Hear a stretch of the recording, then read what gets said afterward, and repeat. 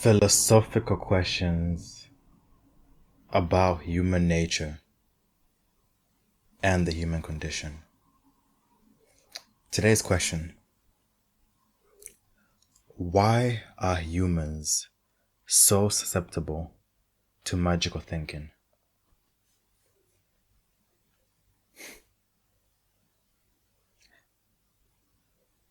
The answer is very simple.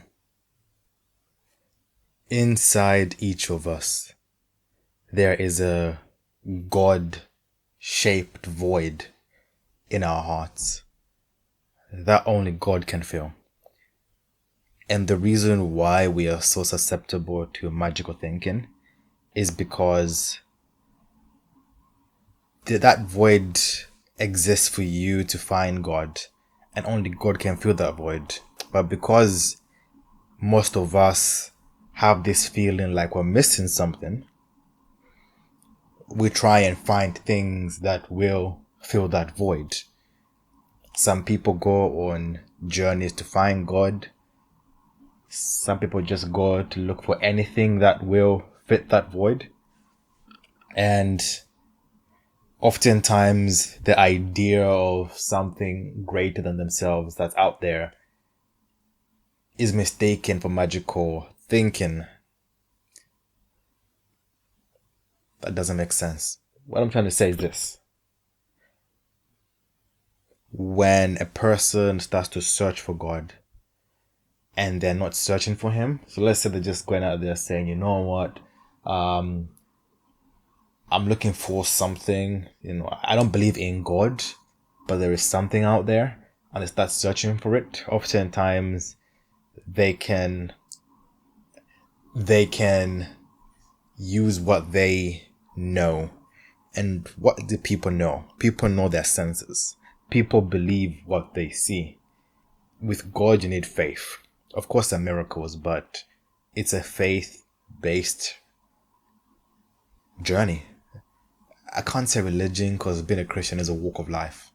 But when somebody who is looking for God or looking for something to make them understand why they have this feeling like they're missing something in their heart, they could have all the money, they could have achieved all their goals, or the friends or the family, but that void is still there. They go searching for it. And human beings, as I said before, like to look at what they can see to justify it. That's why science is so important to us, because of course, seeing is believing in science.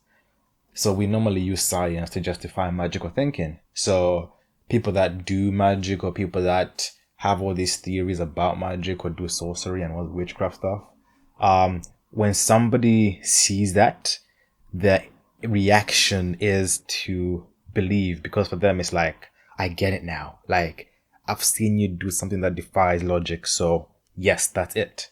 That's the void.